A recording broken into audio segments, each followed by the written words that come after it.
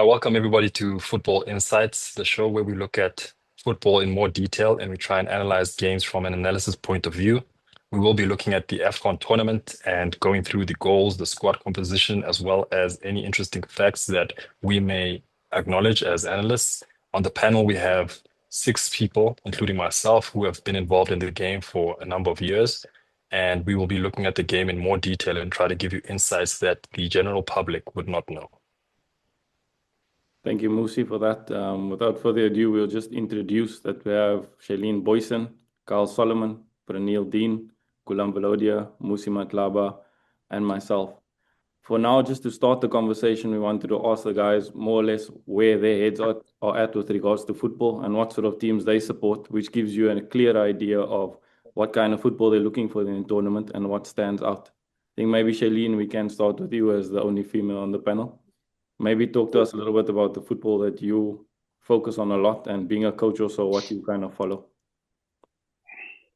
Yeah, for me, I love possession football. So for me, it's all about, looking at those kinds of things. I want to see in this tournament specifically, I want to see like clear game models. Although there's going to be a lot of adaptability because the teams are in a tournament, but I want to see clear build-up structures, clear identities around pressing strategies. I mean, recognizable for me, just build up structures. So I guess I'm the kind of person that looks for, is it a team that you can clearly see what the identity is? Is it a team that adapts to every time they play a different opponent? They have a different kind of strategy or just philosophy around how they want to play. So I want to see that. And obviously, again, it's a high level. This is probably the highest level competition in Africa. So I want to see better decision making in the final third. That's just what I want to see. I think then just take us then, Gulam, maybe you've been in Africa, spent a lot of time with clubs and spending a lot of time traveling in Africa. Is there anything specific that stands out for you with regards to the AFCON tournament as a whole and teams coming into the AFCON using their styles of football to continue, or do they have to change it up within the tournament itself? Yeah, thanks, Dale. For me, I think the best because it's tournament football and it's Africa. I'm kind of keen to see how the squads are used. From an outsider's perspective, us watching in, try and guess, engage what they're going to do in terms of recovery protocols and structure their games. Obviously, like Shailene and probably like a lot of the other guys, we want to see possession-based football, but also to understand a tournament-based style where the result may be just more important than how the guys want to play. So see who's brave enough to play a possession-based style of football with a lot of creative ideas, and those who are going to be or are willing to be more pragmatic in their approach to the style, look for the result, and then deal with the rest after.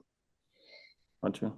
And Carl, also being live in the game, coming out of the Betway, is there anything that stands out for you with regards to playing styles or anything that you can see that will dominate the tournament more than any other teams that have used during the preparations?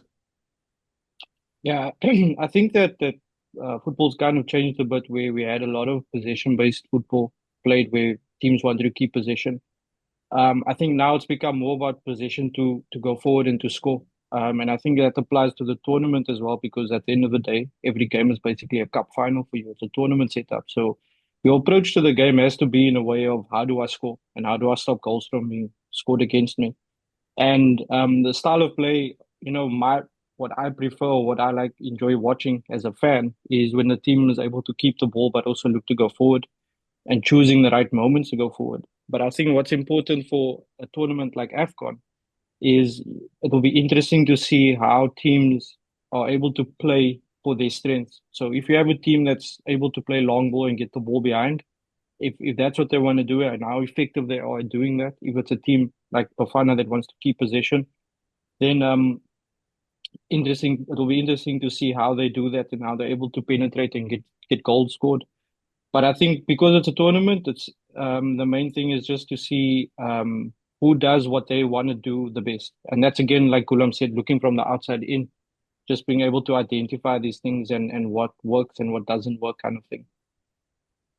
Neil, sorry, we can just jump into you. Anything interesting that you've picked out through the tournament, or anything that you think would be a standout tactic that can help influence games? I mean, even now we've seen a lot of things like the kickoffs, people are using it to gain territory in games, or players are standing offside to get that advantage when the ball goes behind to cross and be ahead of the defenders. Is there anything interesting that you'll be looking out for or hoping teams do in the tournament?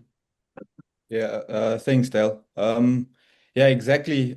Probably echo what the other guys have said as well in terms of possession football and in relation to tournament football. Very, very important, I think, in tournament football is the efficiency of your team. And that probably is in the two boxes. How well you defend the box and then also how you deal with final third penetration. Also, because of it being a national team, you don't really have a lot of time to prepare. And possession-based football also requires a lot of training, a lot of principles, a lot of detail. Whereas you have to probably put your teams together in terms of the strengths of the players. So, for example, Egypt probably say a lot of quick players up front. Maybe they sit in a block based on the strengths of their players and play counter-attack in football. I think what's very, very important now, and you see it also in Africa, but also in the Premier League and in football in general now, is set pieces. And I think African football in general, especially the North African countries, very, very strong with set pieces. So I think that will be a very, very key topic, I think, moving into AFCON because of the strengths of players as well, and also where football is. Football now, you can see it, like Kyle mentioned, is a lot more about efficiency and possession to penetrate. And especially, like I said, in tournament football, that's going to be very, very key. And you look at also previous winners of AFCON, also in the Euros, World Cups, it's more teams who are pragmatic and who are very, very efficient in front of goal, and then also who have very good defensive records. So I'll probably say those are the key things, efficiency in both boxes. That's something I'll definitely be looking out for as the tournament progresses. I left Musi for last because he has a very interesting topic talking about the rankings in comparison with the teams and the groups. But before we go into that, Musi, just your views on having a lot of experience within Africa. What's your views on the coaches, number one, coming into the tournament? A lot of them are obviously having their jobs on the line and they need to perform. And with the World Cup coming up, so people are desperate to get the results. If you were in that position, what do you think the best idea is? You just continue with your own football and try and just be as efficient as possible, like Praneel said, or you have to kind of adapt a lot more to the tournament and to the different styles, and again, game state a lot of the time within the tournament. Yeah, I think what Praneel said earlier is very important. With national team, you don't have that much time. And so when I look at the teams that have locally based players, I'd look at South Africa and I'd look at Egypt, where majority of the squad is locally based players. So the coaches have opportunities to see the players play together and against each other on a more consistent basis than with the other national teams. And so I think it's easier for those two countries, South Africa and Egypt, to develop and to work on their style of play because the players play with each other and some play against each other as well. And the coach can have direct communication with those players on a weekly or daily basis. And so that's what I'm key to see, how teams that have locally based players compete against. We know that the North Africans and the West Africans have squads which are mainly based on overseas players, how that relates to teams that have local based players. And I think that for me personally, I look for a style of play where space is exploited. I love seeing space exploited. I love seeing how teams create space or how a player creates space for themselves. You know, when the ball is on one side, what players on the opposite side do. And I think that's going to be something key in this tournament because you don't have time to really work on so many intricate details in a tournament as you do in a league. So one team that can quickly arrive to those decisions and to those conclusions on the pitch will be able to exploit those situations a whole lot quicker. Got you. Thank you for all of that. I hope that gave you a clear indication about what these guys and female is about. I think it's a lot of insight into the game. Some of it is similar and some of it is different. But through the tournament, we're going to be discussing a lot of the games from an analysis point of view, like Musi said. So we're going to go into the build-up styles, the defensive styles, the set plays. Hopefully we can share some video with you as well and some data when we go into our next conversation. But be ready with us, be available, talk to us, share your comments, give us your ideas of what you're seeing.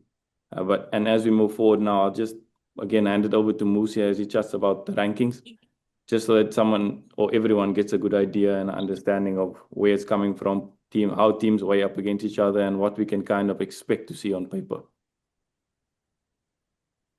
Yeah, so when you look at the rankings or the strength of schedule, as it's called, you tend to get an idea of which groups will be more difficult to qualify from based on the performances of the teams leading up to the tournament, as well as their current standings in the CAF and FIFA rankings. So this is a concept that I saw in American football, where they're able to sort of predict which teams will make it to the knockout rounds and then to the Super Bowl final based on their form, based on the teams that are in their pathway, if I can put it like that. And if you look at the 6 groups that we have in the AFCON, you see that Group F, which is the final group, has the most difficult strength of schedule. Looking at the highest ranked and the lowest ranked team in that group, with Ivory Coast being 7th ranked in Africa and Mozambique being 22. And in between that, you have Cameroon at 10 as well as Gabon at 15.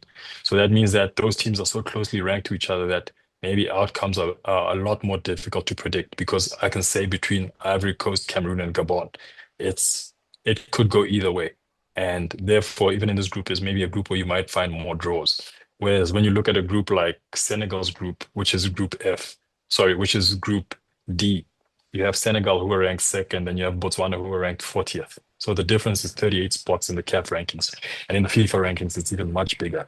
So all those teams, Senegal, Congo, and Benin, will be looking at Botswana thinking, this is where we should get our definite 3 points and then fight it out between the 3 of us. Where Senegal's probably thinking they should just win all 3 games, But again, it brings in an interesting dynamic, because when you look at South Africa's group, which is Group B, you see that South Africa and Egypt, although there's a bit of a difference in rankings, but we know previous results between us and Egypt. Angola is a little bit of a dark horse, and Zimbabwe, we always have difficult results against Zimbabwe. You saw in the qualifiers for the World Cup as well. They were able to get a draw, even though they had a man down. And so this ranking would then say to us that Group F is the most difficult group. Then Group E, which is Nigeria, Tunisia, Uganda, and Tanzania, would be the second most difficult group. And Group A, which is Morocco, Mali, Zambia, Comoros, the 3rd strongest group. And Group E, which is Algeria, Burkina Faso, Equatorial Guinea, and Sudan, as the 4th most difficult group. And our group with Bafana, Egypt, South Africa, Angola, and Zimbabwe is the 5th. And then Group D, which has Senegal, DRC, Benin, and Botswana as the so-called easiest group to qualify from. But this is mostly based on the team that is the strongest ranked.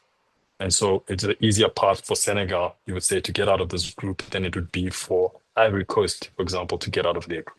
That's all that the strength of schedule tells us about the possible difficulties a team may have. But obviously, it's not definite, because anything happens on a football pitch. Yeah, 100%. Thank you for that, Musi. I appreciate the insight. I think it will be valuable to everyone watching the game, maybe the people even betting on the game. We'll give them a little bit of help, but thank you for that. I think very interesting for everyone. The intro was good. We're going now into the groups, where each of the guys will speak a little bit about the teams in the group and what they feel will happen in the group. And then we'll take it from there. Over to you, Moose. Yeah, so the group that I'll be focusing on is Group D, which has Senegal, DRC, Benin, and Botswana. And I think this is a group where it's pretty obvious to myself who the number 1 team in the group will be. It will be Senegal. Obviously, they're the 2nd ranked team in Africa. And coming into this tournament, their last 6 games, they have not lost a single game except to Brazil, which one would say is expected. But the key thing is that in these games, they scored 2 goals or more. Brazil is the only game where they did not score. So they have a massive 8-0 against Kenya. They have a 5-0, 4-0, a couple of 2-0s as well as a 3-0. So they come into this tournament with good scoring form. I think we know Senegal, who were in a lot of knockout matches and finals as well in AFCON, with Sadio Mane leading the line, Edward Mendy at the back as well, Koulibaly in defense. They have quite a well-known team of well-tested international players who've played at the highest levels across different competitions. And the second team that I think will qualify from this group is DRC. We just saw them come through the World Cup qualifications, beating Nigeria to get that spot in the playoffs for the World Cup. And they obviously are the second match, Senegal versus Congo, the second match in the group. So that'll be a really good test to tell us where DRC is in terms of the tournament, as well as where Senegal are in terms of the tournament. And Benin, who played Bafana in the qualifiers as well, we beat them twice, 2-0 and 2-0. So I think they will be trying to at least get about 4 points to try and see if they can get into the third best spot. And for Botswana, I really just hope that they have a really good tournament. I hope that they can spring up a surprise, because maybe they're a little bit of an unknown element, but we know that they have quite a few players playing in North Africa, especially in the Algerian league, and hope to see them put up at least one good result, one good win that will give the country something to be happy about. Thanks for that, Musi. Over to you, Shailene. Yeah, the group that I'm going to be focusing on is Group C, which has one of my favorite teams is Nigeria, Tunisia, Uganda, and Tanzania. So I look at these teams, and I think everybody that looks at this group will say that the favorites to come out of this is Nigeria. They come into this tournament with probably the strongest squad, having only 2 players that play in Africa, and the rest of them all scattered over Europe and yeah, Asia. So I think out of this group, they have the best pedigree, the 3 titles already, the last coming in 2013. They've ended second 5 times, ended third 8 times. So if you look at that, based on that, they're dangerous in transition. So that will be something that I want to be looking for. Seman has about 8 goals in 2025 alone. And so that will be one of the key factors. If they can keep him fit for the tournament, I think they have a really good chance to end first in this group. Tunisia, of course, have the experience in tournament football. I think there's only 3 teams that has more appearances in AFCON than Tunisia, but I think they've struggled a little bit in their last matches. They've only lost 1 match, but if you look at the qualifying stages, they ended second behind Comoros, and I think so. So when you look at that, you got to ask yourself: are they just gonna again come in here? They've made the last 16. They've won it also before, but I think they more a group team than they are an individual standout team. So for them, it's all about the team, the cohesion, making it work on the field as a team. Between Uganda and Tanzania, I think physically Uganda will be one of the stronger teams in this group. So I think they've brought in a Belgian coach after lost out on the qualification in 2021 and 2023. So they brought in Paul Party, who's a Belgian, and I think he's really turned this team around. So for me, they slight favorites to go ahead in the third place, and they have quality players also.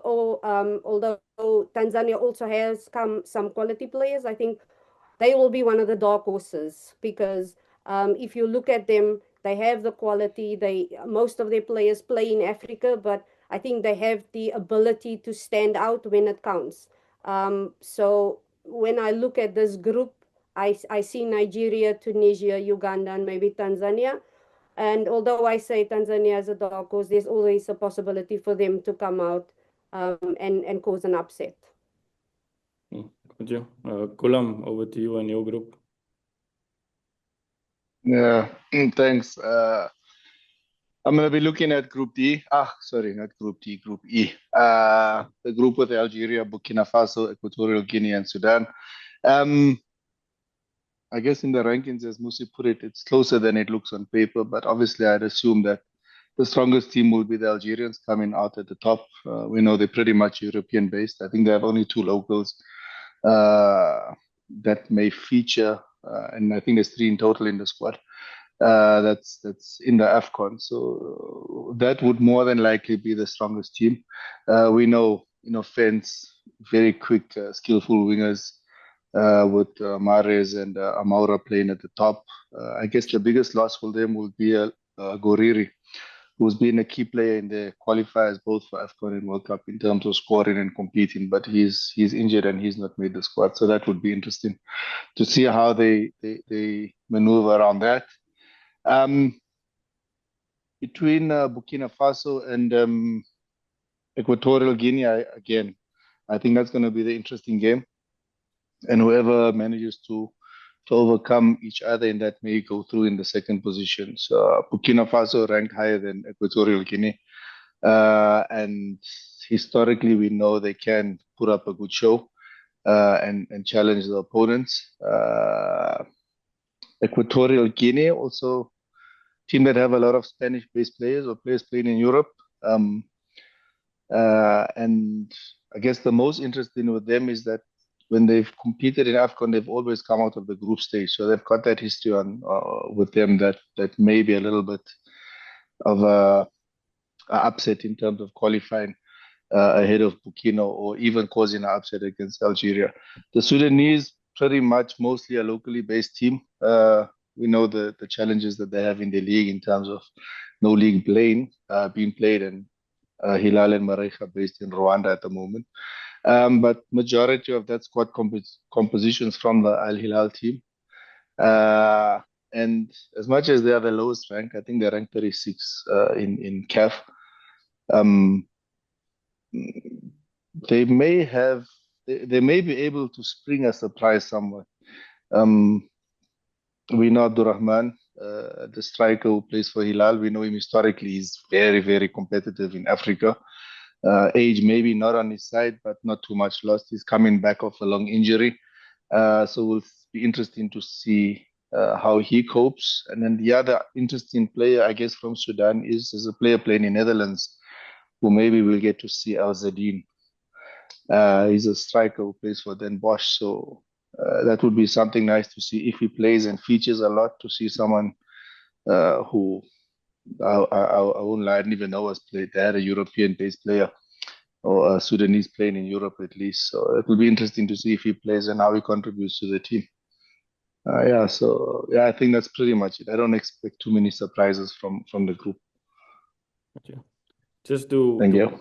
to pause at the halfway mark so that everyone gets that clear understanding. We've all got our own group that we are following for the tournament. There are a lot of matches in the tournament, and when it gets closer to the end of the tournament or the group stages, there are double games throughout the day. So it's important that we're able to cover all the games so that we give good reflective analysis at the halfway mark. So it's, again, just clarifying for everyone exactly why we're each taking a group and where we're stepping in to be able to help give the most information as possible. So they've given us 3 groups already that are very in-depth. You can hear. And the next 3 guys, again, myself included, will try to add more to the conversation. And hopefully when we come to the halfway mark, we'll be able to reflect on these same talkings after the group stages. So I'll be focusing on the group A, which is Morocco, Comoros, Zambia, and Mali. Again, I spent some time at Zambia also, so it's interesting to see a lot of the players are still the same from 2018. It's very interesting. But again, I think the biggest focus will be on Morocco. There's been a big investment over the many years that they've been around and achieving the success both in male and female football. At youth level, at senior level, they've been dominating across Africa and when going outside Africa as well. So I definitely think, from my point of view, Morocco's an exciting team. They also may win the Arab Cup also now. They're playing in the final. It's a different team, different coach, but still same concepts. So it'll be very exciting to see this group again with Zambia, with Mali competing, because it's 3 very big teams. Comoros is, again, not the biggest footballing nation, and a lot of their players are not playing in Comoros, which is interesting. I find a lot of them playing in French Division 2 and Division 3. So I think it'll be a little bit difficult for them to compete with the other 3 big teams, having players across Spain, England, Italy. There's a good variety of players that are playing in that team, and I think they are very strong. So my top 3, I think between those will be Morocco, and then I think I would go with Mali over Zambia, although I know Zambia does have a lot of strengths as well. But Mali also looks just very organized again from the games that they played before. And Zambia, having a fairly youngish team across the age, it's going to be interesting. But Morocco, Mali, and Zambia, and then Comoros to finish 4th. We'll move into Group F with Preneel. Thanks, Dale. I've got Group F. which was Cameroon, Ivory Coast, Gabon, and Mozambique. And exactly what Muzi was saying is probably the toughest group based on his findings on strength of schedule, which is very interesting because on paper, when you look at it, and that's why we have us here doing this, is on paper it seems very straightforward that Cameroon and Ivory Coast are the two strongest teams in the group. But based on the findings that we've done, it's actually the toughest group at the tournament. And yeah, we'll start with Cameroon. And yeah, everyone knows the chaos that's happened there with the two different squads that were announced and Eto fighting with the coach and this and that. But after some digging, we were able to find the final squad, or hopefully the final squad, which had a lot of big names that were axed or not or excluded from the squad. People like Andre Onana not in the squad. Vincent Abubakar, who is a legend of Cameroon football, top goal scorer in the qualifiers as well, not included in the squad. Zambo Ngisa, Napoli midfielder, not included. Eric Maxim Choupo-Moting also not included in the squad. And apparently, the reason behind this, after doing some digging, is they didn't qualify for the World Cup. So they're trying to bleed in more youngsters into the team and trying to get rid of the old guard, basically. That's basically from what we have gathered, that's the thinking behind the choice of squad. They have obviously star players in the team. Brian Mbeumo from Man United, who's someone we'll always have to look out for, who's very, very key for them. They also have players like Carlos Baleba from Brighton, top midfielder, left footer, very got a good engine, can drive from midfield as well, can pick the ball up under pressure and play. Very, very key player for them as well in the midfield. And then they also have a former Cape Town City player in Bryce Ambina. For us South Africans, important maybe to look out for him as he played in our local league. So yeah, they are going to be very interesting to see. Mark Brees is no more the coach. They've brought in David Pochu, who is a local-based coach. So we are very interesting to see Cameroon this tournament and how they do and how they fare. Then we'll move into Ivory Coast, and we all know Ivory Coast current champions, star-studded team, zero players based in Africa, which is very interesting, but also to see the synergy between them. Also, star players, very, very big players in their team. Amad Diallo at Man United, Wilfred Zaha, who was a former Premier League player as well. Ibrahim Sangare, who plays at Nottingham Forest. Yeah, so very, very star-studded team. However, their qualifying campaign for AFCON wasn't the greatest. They actually finished second in the group behind Zambia. They lost 2 games away from home, which is very, very interesting. However, the World Cup qualifying campaign, they've kicked into gear again and they flew through the World Cup qualifiers. But it will be interesting to see also the state of mind of the team based on the qualifiers of the AFCON. However, the quality is there to show and probably one of the favorites for the tournament. And then Gabon, yeah, we all know when we think Gabon, it's Aubameyang.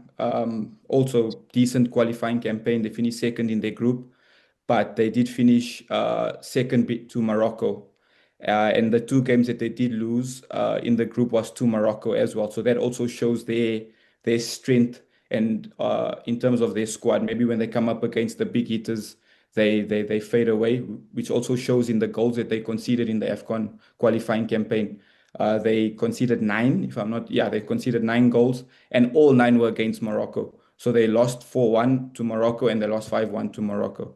Their best finishing in the AFCON or performance was a quarterfinal. So for them to probably come out of the group would be very, very good. But it will be also interesting to see them. We also have Mario Lemina, who played in the Premier League, who's now at Galatasaray. But we all know we'll be looking to Aubameyang in this group to see how he does and how he can maybe use his quality to carry the team, even though he is a bit older. And then very interesting is Mozambique. Yeah, a team that's actually grown a lot. And as Muzi said, the lowest ranked team in the group, 22nd, but only 16 places behind Ivory Coast, which is very, very interesting.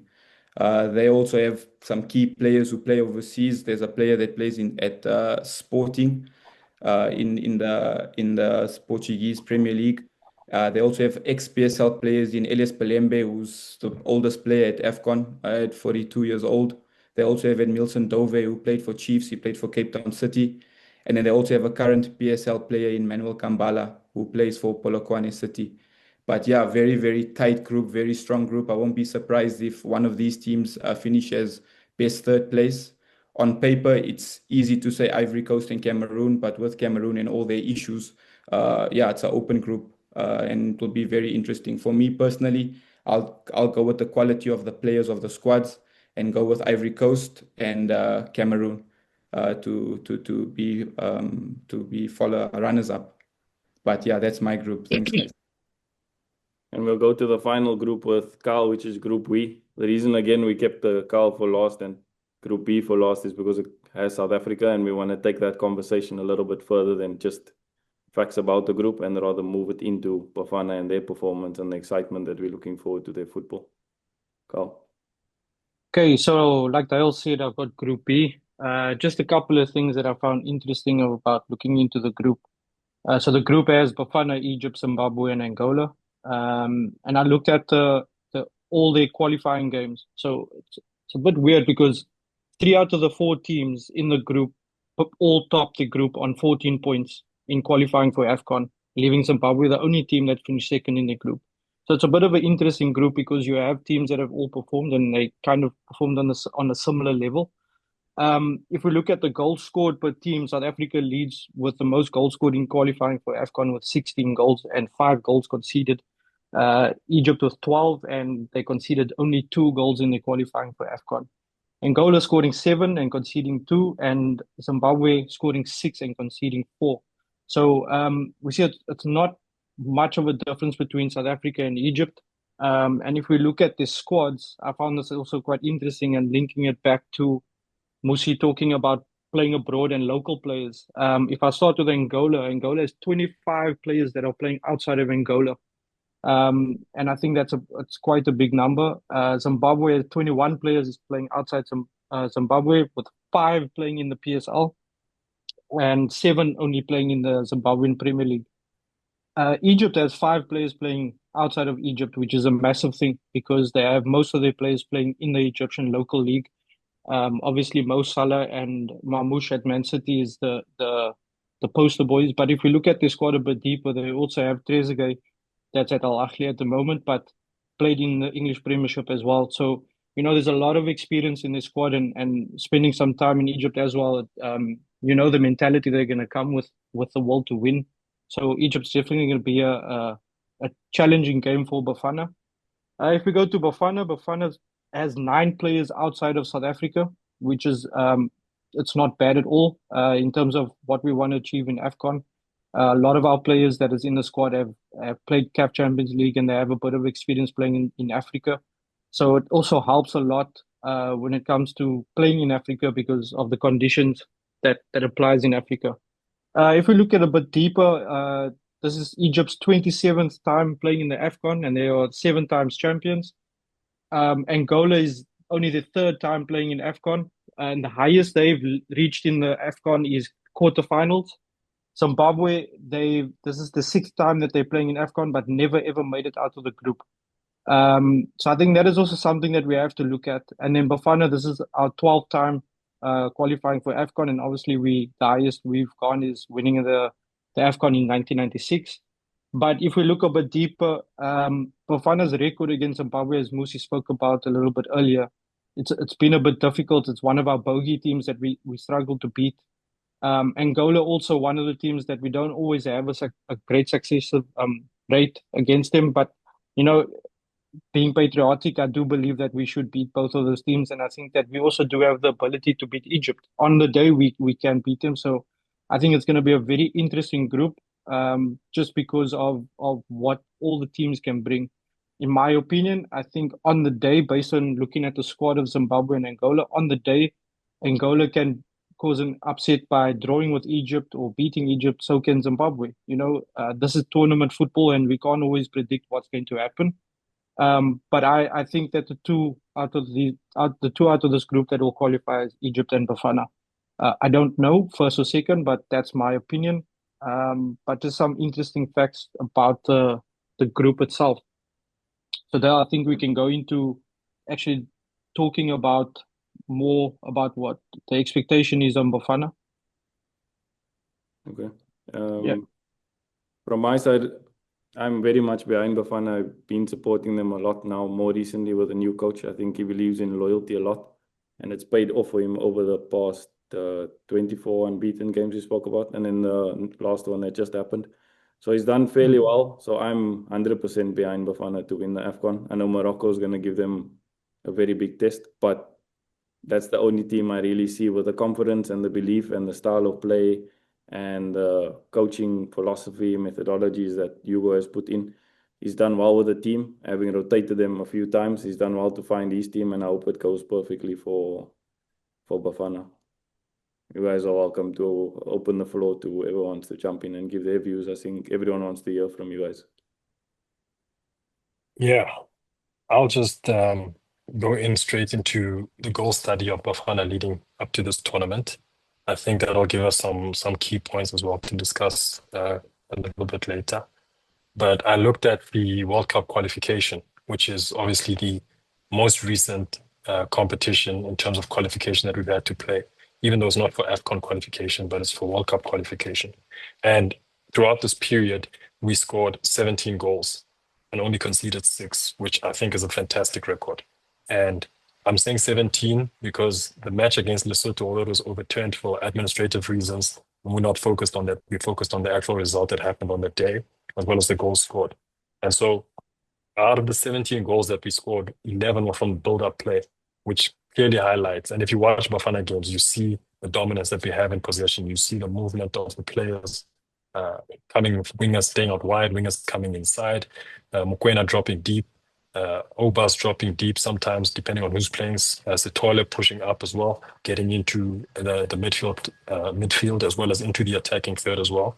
And I think that highlights the style of play that we have, a style of play that is also, if you look at it, is also similar to what we see in our club teams who've performed well at international competitions in Africa, the Champions League, as well as the Confederations Cup. The one thing that we see out of the 17 goals scored is that we've actually only scored 2 goals from set pieces, 1 corner and 1 free kick. And as Praneel highlighted earlier on, when you come up against North African teams, that is one area where you have to actually be really clinical in terms of scoring as well in terms of defending, because they have so many variations. Usually they have bigger players than us in terms of physicality, and they try and exploit set pieces. So we are a very good ball playing team, which is what I love. I love seeing players that get into space a lot, and we should have a good tournament. But if somebody figures out how to stop our build up, it just leads me to think that we might struggle to find other avenues of scoring because we're so heavily dependent on our build up to get goals. Yeah. Yeah, sorry, Dale, if I can just jump in there as well. Like, if we just look at the squad that Bafana has, and we spoke about style of play, you know, and the physicality of how we naturally built as South Africans, our style of play matches that, what we can bring to the team. If you look at players like, I'm just gonna off the top of my head, Oswin Apollos, that has this ability to be quick and move the movement that's quick and understanding the movement and to play in that small spaces and the short passes. We have that profile of player. And if you look at the squad that was selected, compared this squad now and the last squad, it maintains that style of play. We've selected players that have the ability to maintain that style. And I think, like Musi said, I think our biggest challenge is going to be how do we adapt? Because we keep talking about how the game will dictate to what needs to be done. And if the game doesn't allow us to play that free-flowing football that we love so much as South Africans, what is our option? And if you look at the squad, you look at someone like Mohopa that can bring us something different into the team where we can go more direct and he can hold the ball up. He can maybe flick on, those kind of things. So I think the selection has helped us, and there is that space where we can adapt to whatever comes at us on the day. And I think that's going to be our biggest challenge, is being able to all of a sudden not become that build-up team that can play through the lines easily and in small spaces, but also how do we adapt to a team that's pressing us and we're not able to build up the way we want to? How do we change? How do we adapt? And who are those players to make those changes, So that just to link up with what Musi was saying about the goal scoring and how we want to play and the style of play. I think our players that we have fits what the coach wants to do in terms of how he wants to play and how we want to play as the brand of football, if I can say it like that. Yeah. Sorry, Del. Yeah. I agree completely with what Muzi and Kyle are saying as well.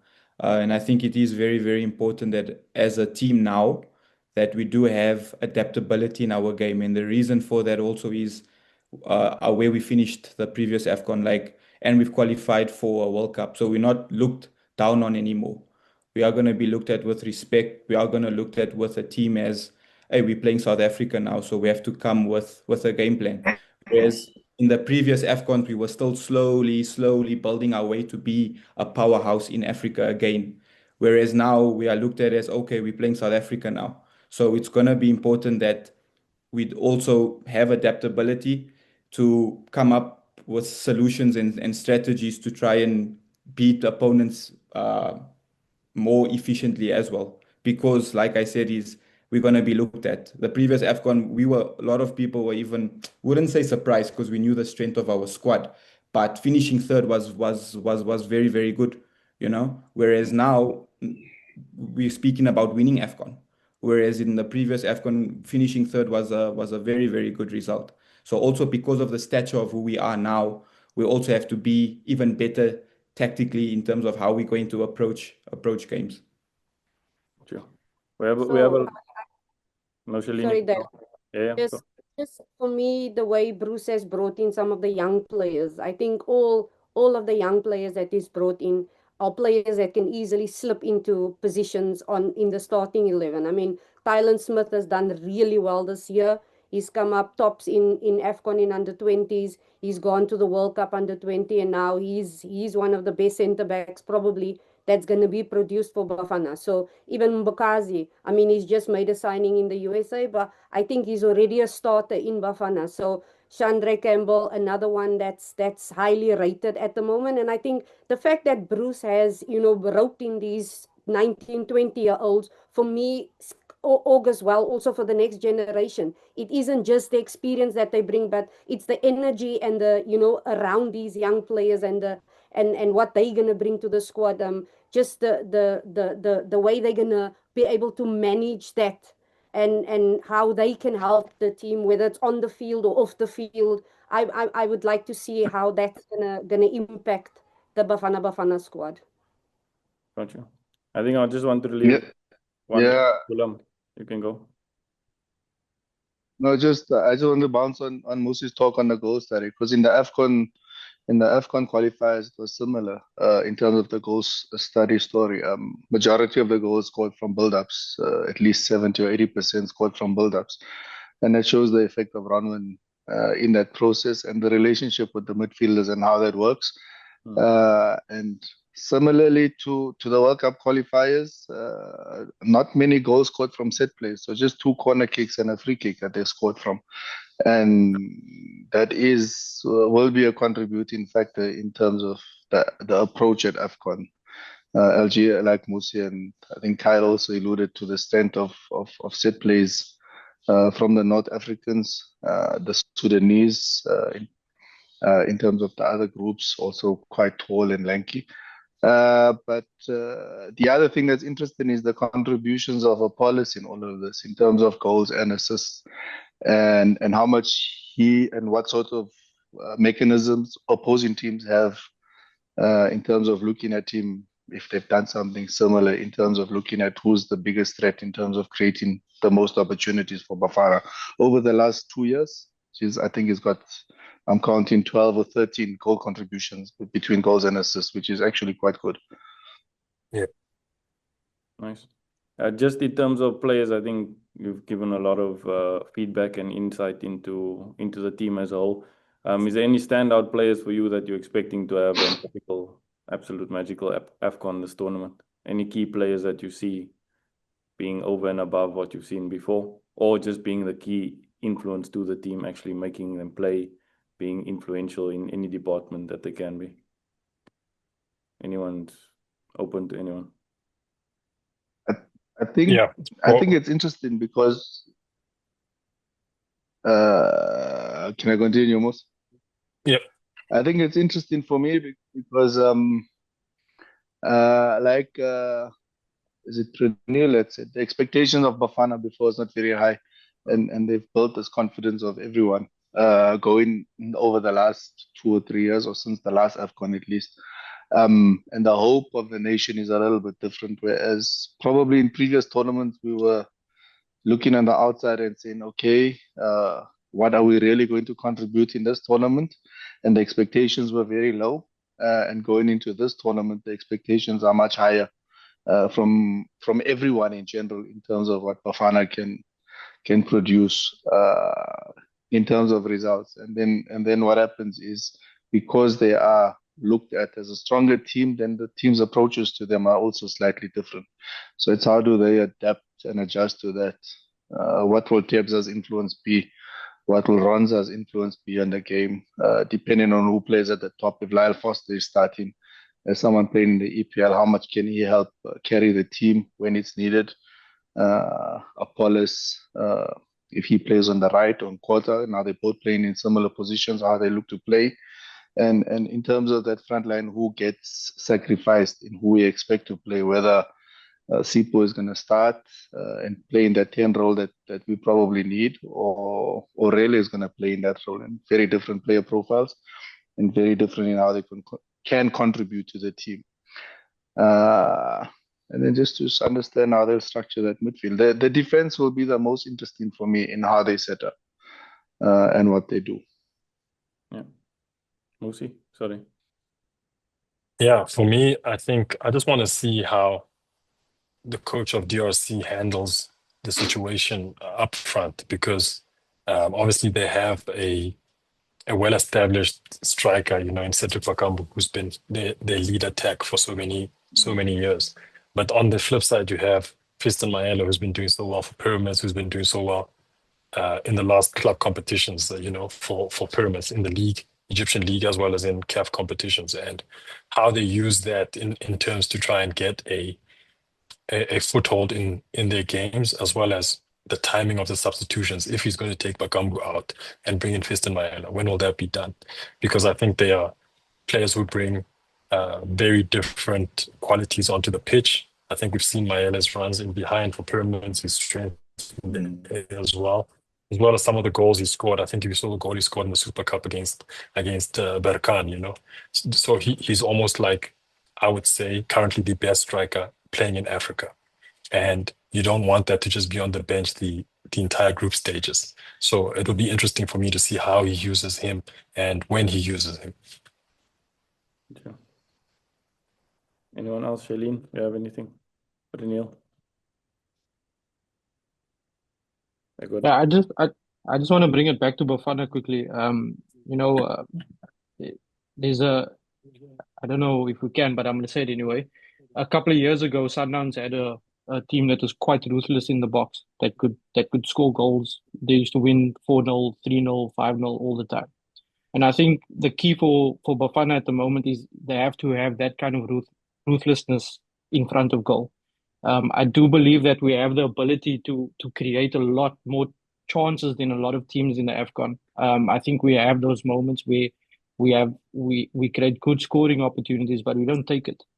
And I think that's a big factor for me in terms of South Africa going to the final. If we're going to take our chances.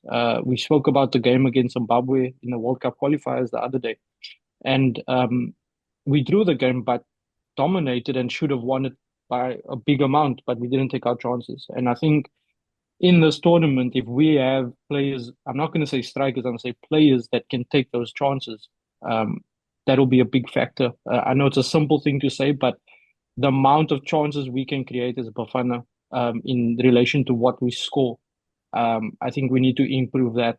I think it's going to be a big factor for us. That's just my honest opinion. Yeah, no, 100%. Yeah. I think I've seen the same when we had the last discussion. There's a lot of opportunities we create, but we one pass short from taking a goal opportunity, and that I think make a big difference in the tournament, especially because it's about goals and winning games to get to the next round, next level. So yeah, 100% on that. I think with that being said, I just wanted to give everyone a chance to give their closing remarks, and then I will conclude everything and end the show, and we'll be back in the next session after the group stages. So, but Anil, we can start with you as the young member. No, thanks. Thanks, Dale. Yeah, very excited. Looking forward to the tournament, especially looking forward to the performances of Bafana, being us all being South African. Very, very interested to see how the groups pan out and also the tactical approaches, especially moving into our next show and see any trends and any tactical adjustments teams have made, maybe that we weren't sure of or we weren't expected to see. So yeah, thank you, and looking forward to the next one because that's where the big detail will come in, and where all of our work normally is done as analysts and coaches. Yeah. Carl, you want to go? Yeah, so I think the group stage is going to be very interesting to see what happens. But I think that one of the things that I love about football is that you can't predict what's going to happen. On the day is on the day, and football will show you things that you can't imagine and you can't plan for. And that is what I'm looking forward to, especially with our group on how we're going to approach our games and who's going to show up and who's not going to show up. And I think that's a factor for the whole tournament. At the end of the day, it's tournament football. It's not a league. You're not playing 30 games. You have to just get through your group. And I think it'll be interesting to look at how teams approach that in all the groups, not just the group that I'm focusing on, but all the groups on how they approach the games. Is it going to be a lot of games where teams are sitting back and trying to counter? Is it going to be games where teams actually want to dominate? That is what I'm looking forward to, just in terms of what to look for in the group stages. And then I think knockout stages will be a bit different because now you have basically the best of each group playing against each other. So yeah, the group stage is going to be interesting, and we're hoping obviously for Bafana to end on top of our group, which I think is very much possible. Yeah. So yeah. Gulam, do you want to jump in? Yeah, I think the tournament, I'm looking forward to the first game because I think game one is going to set the tone for each group. The importance of winning the first game for everyone is equally important. So I'm looking forward to that. I think the main, for me, one of the main concepts for the tournament, besides the possession, besides the rest of would be efficiency, because I think the team that's the most efficient is going to possibly give the best results throughout the tournament. And I hope that there's a tournament where we can expect the unexpected, where there's an underdog story who does something that's interesting that gets us a little bit more excited to watch and enjoy the tournament at a different level. Besides wanting Bafana to do well, I don't know if it's right for me to say this. We have Rido, who's with the Mali national team as well, another South African representing. So I think on a whole, for the national team, for Bafana to do well, represent us. And whoever else is there, we have Kennedy from Sundowns. That's with the Zambian national team as well. So there's PSL besides players that are representing, there's technical team members that are also representing, and hopefully they also do well. And let's see what the tournament holds. Good. Shailene? Yeah, I'm just gonna want to see, like a lot of the teams that will qualify for the World Cup because this is their one opportunity now to make a statement. And I think teams like Nigeria, who lost out to DRC, will look back and say, "This is my opportunity to make sure people know that I'm still here or we are still here." And so for me, that's gonna be probably one of the things that I'm gonna be look out for. And then also the underdogs. Of course, you always want to see that underdog coming through and making sure that, they cause an upset or two. So I will want to see that where we say on paper, this is the team that's going to win it. But at the end of the day, there's always going to be that one team that's not going to play ball and not going to follow the script. So I want to see who that team is and who's going to come out because I think there's been a lot of teams that's come through that's really done well. I think Camoes is one of them being in a group with Tunisia and coming out top. So for me, I want to see teams like that just keep on progressing and developing and making sure that, you know, they upset the apple cart. So looking forward to that. Got you. Musi, you want to give us your final remarks? Yeah, for me, I think there's two things. The one is I'm very interested for where Bafana is going to finish in the group. Obviously, I want Bafana to win this tournament, but I think it's so important where we finish in the group because first place for us means we get to play a third place team from another group. Second place for us means we play second place in Group F, which is either going to be Cameroon or Gabon or Ivory Coast, which I don't think is something you want so early in the tournament in the round of 16. And then third place for us means we're going to play a winner of one of the other groups, I think Group D and Group C. So it's highly important for Bafana to finish first to get an easier run or a more tailored run that eases you throughout the tournament than to immediately come up against big games in the last 16, big games in the quarterfinal, big game in the semifinal, big game in the final. You know, there'll be 4 demanding matches on you. So I'm really, really interested in that. I think the game between us and Egypt is going to be a real decider in our group. And secondly, I want to see which PSL player in the Bafana team uses this tournament to take the next step in their career. And by that, I mean guys like Apollos, who in the World Cup qualifier has 4 assists and 2 goals.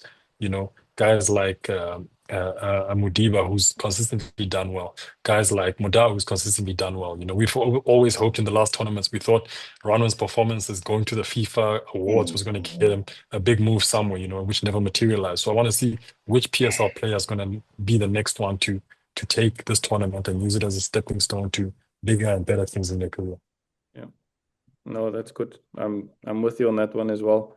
With that all being said, we'll close up the first show. Again, we tried to be, as Musi introduced in the beginning, focused on the analysis side of things. So teams building up their structures, the tendencies, formations, styles of play in the game. So we won't be talking about outside the field issues of politics and player selections outside because of issues like we spoke about earlier.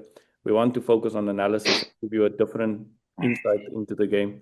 So share your comments. Share any views you want to within the comment section. Let us know what you're thinking about or what you've seen, and we'll try to introduce it or bring it into a topic in the conversation. There's a lot of goals that we think is going to be scored. We're coming back with a full goal study for everyone to be able to see. And then hopefully that introduces new topics of conversations in your football circles, and we start looking at the game a little bit differently. But we're excited. We're very excited. I think you have a very experienced panel working here. So we're going to put a lot of work in now from the first game with Morocco and Comoros. And then we'll be back after the group stages. Thank you again to the panel. Thank you for everyone watching, and we'll chat to you soon.